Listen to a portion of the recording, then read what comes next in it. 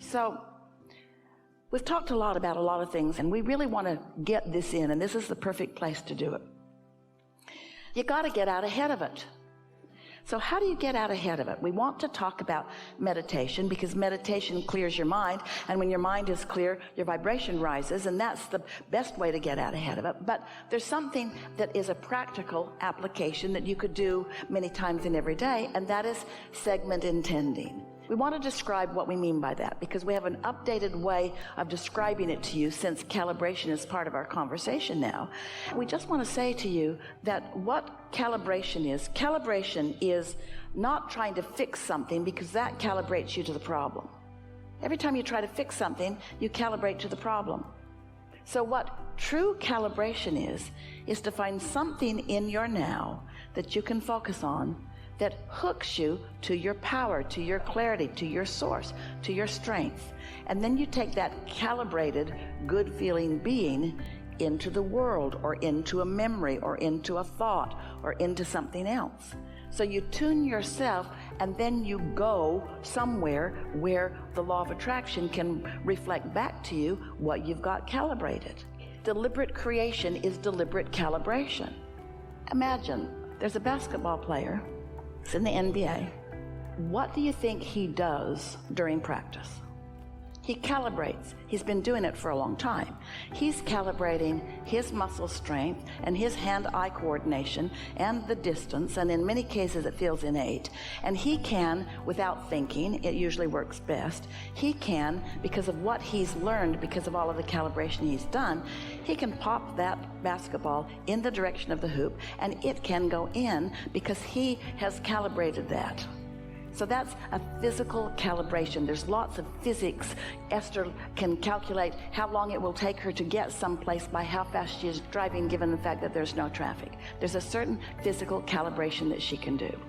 But there are other factors to factor in that she doesn't have control over, like traffic, that she can't calibrate in terms of just the physics laws of the universe. Those laws of physics of your world will take you so far, but there's a whole bunch of other calibration of thought and calibration of vibration that people aren't taking into consideration. Just stay with us a little bit. This is going to make sense to all of you. So the basketball player knows how fast he can run. He knows how he feels today. He knows how to develop his muscles. He's learned about his hand-eye coordination. He's practiced enough that the odds are pretty good that when he's standing there on the free throw line uncontested, that he can make the basket. But does he always? Isn't it ridiculous how often those guys miss? With no one climbing on them, no one in their face, no one hurting them in the moment, no one defending the goal. There's no one standing up there slapping it out of the way. It's just them and the rim and the ball, and they miss. What's up with that? Well, they did the physics calibration. They've got that down, and really, on a good day, they can hit most of them. But what happens in the game? Who gets in their head? What's going on? Fans. Most of the arena sometimes doesn't want them to hit it. Most of the arena will jump for joy when they miss. Most of the arena will mock them while they're trying to hit it. Boo, boo, boo, boo, waving things behind the line. Don't do it, don't do it, don't do it. Die, die, die, die, die, the crowd is saying. So they've calibrated the physics part of it, but are they stable in the rest of it? Are they so at one with their inner being that the whole rest of the world could be rooting against them and it would not matter because they're in sync with pure positive energy and the powers? You see what we're getting at? Most people are not even considering true calibration. Calibration is hooking up with source, and source is already hooked up with who you are and what you want, and the law of attraction is predominantly responding to that, and there's no reason for any of you to not get exactly what you want every time, except that you're taking into consideration too much of what somebody else is thinking about you in the same moment. And that's just a natural habit because most of you have been calibrating to them your whole life. because you didn't know about your inner being. You didn't know what your emotions were telling you. You didn't know that there was another point that you could calibrate to. So our diagnosis of you: you're trying too hard. Most of all, trying to please others. And in your effort at pleasing others, you're not pleasing yourself, and then you condemn yourself for even trying to please yourself. And we just want so much for you to know that when you feel good, it is so good. And when you feel thrilled, it is so good. And when you feel clear-minded, it is so good. And when you feel happy, it is so good. And when you feel wonderful, it is so good, because that's who you really are. And nothing else will do for you. Nothing else will do for you. Nothing else will do for you. Everything else is off for you. But nobody's going to do it for you. But nobody's going to do it against you either, because nobody else has the power. So now think about where we started today. We started by explaining to you the point of attraction that your inner being is. One who's connected to that is millions of times more powerful than any who aren't. So imagine the attraction power of your inner being. If you just let go a little bit of the things that are troubling you and worrying you, you'd be drawn right into who you are. And in time, what happens to you? You don't give a rip what anybody else thinks, because they don't really know what they think. They're all over the place. It was never their job to please you or to like you or to support you or to condemn you. They are not an issue in your connection. What they are is valuable to your calibrating what you want and don't want. That's what you all are for each other. Not one of you is the stream that flows to another. What you all are is evidence of a stream flowing, and evidence of the degree to which you are allowing yourself to be in the stream and allowing the stream to flow toward who you are and what you want, you see. So your Blessed Mother, doing the best that she can, doing the only thing that was your agreement with her. She provided an avenue for you into physical, but she did so much more than that. She provided an opportunity for you to calibrate your awareness of what doesn't feel good and what does feel good, and what doesn't feel good and what does feel good. She helped you to know at an early age. Do you know, here you are at this young age, knowing unequivocally what you want and how you would like the world to be. Wanting kindness and stability and ease and flow and power and unfolding. That's what you've come to know. And while she represented something quite different, her different representation is the reason that you're so clear about what you want. And it's also the reason that so much is going to go so well for you your whole life, now that you've found this piece of all of that, you see. We take that to an extreme when we offer our favorite example.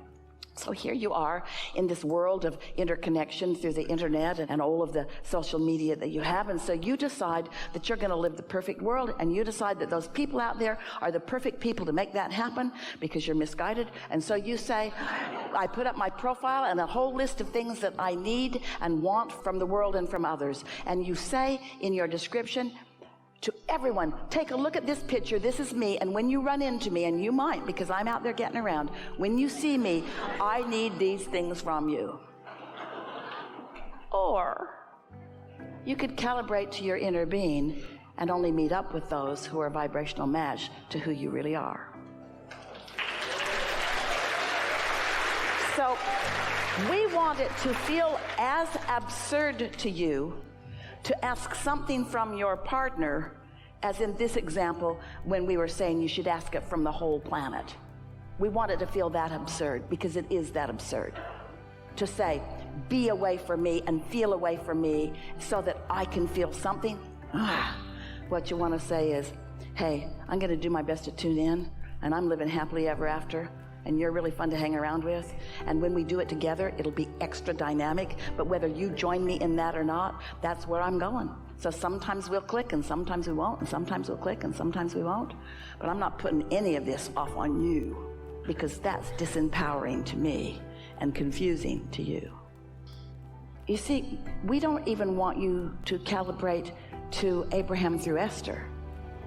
We want you to calibrate to your source energy, to your own source energy. And you do that by caring about how you feel, and feeling by feeling, reaching for what feels better. And the way to do this, you see, now this brings us to another conversation about the law of attraction.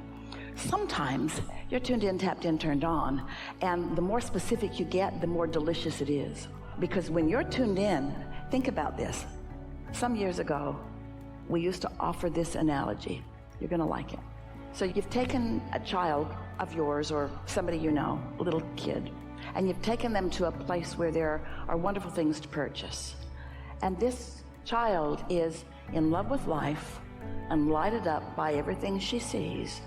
And you are in love with life too, and you just cannot find enough ways to flow loveliness to this child. You can kind of feel that, can't you? Now, in your story, take an ornery little girl with you who's in a rotten mood, and she is demanding you to do something to make her feel better. So her attitude shows it, her tone of voice shows it, her demeanor shows it, and she wants that and that and that and that and that. How do you feel? You want to give her everything, or you want to take her home? You want to go home and leave her there. We're talking about attraction, attraction, attraction. So when you're tuned in to who you really are, the analogy that we offer sometimes is, imagine this platform is a board of LED lights, thousands of lights on this board, and you're thinking about something and you light up. That's you. Now, every other being or consciousness in the vicinity that resonates with what you've got lighted will light up, and that's your world. Those are the people you're going to meet. Those are the conversations you're going to have. Those are the memories that are going to come to your mind. That's why you think of what you think of whenever you think of.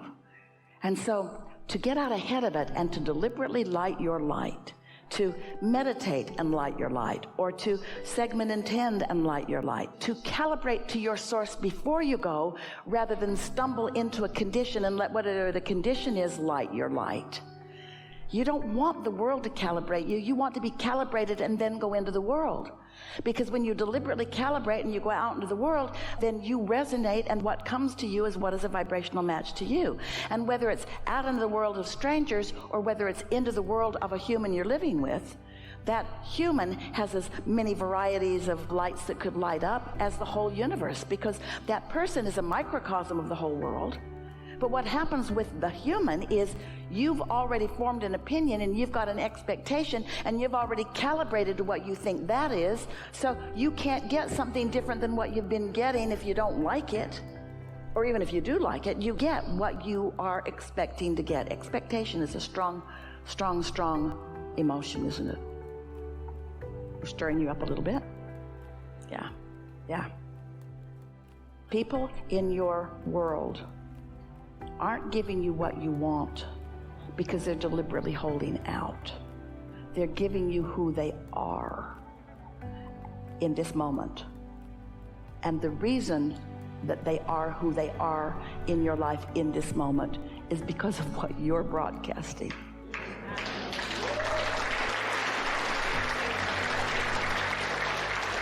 So what you really want to say, instead of, I don't like your behavior, what you want to say is, I don't like the behavior I expected from you and I'm getting. I need to go calibrate. Or what you're saying is, I don't like the you that I've created through my powerful expectation. Don't say any of that to them because it'll just cause a fight.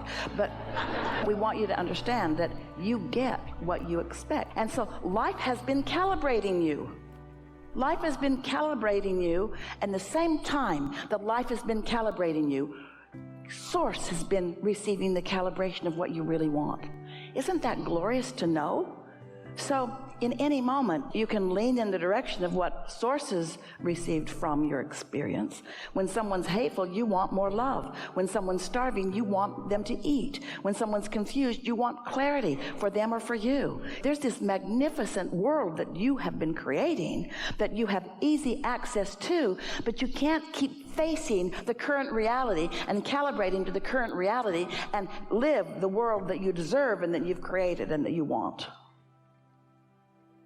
Nice to know.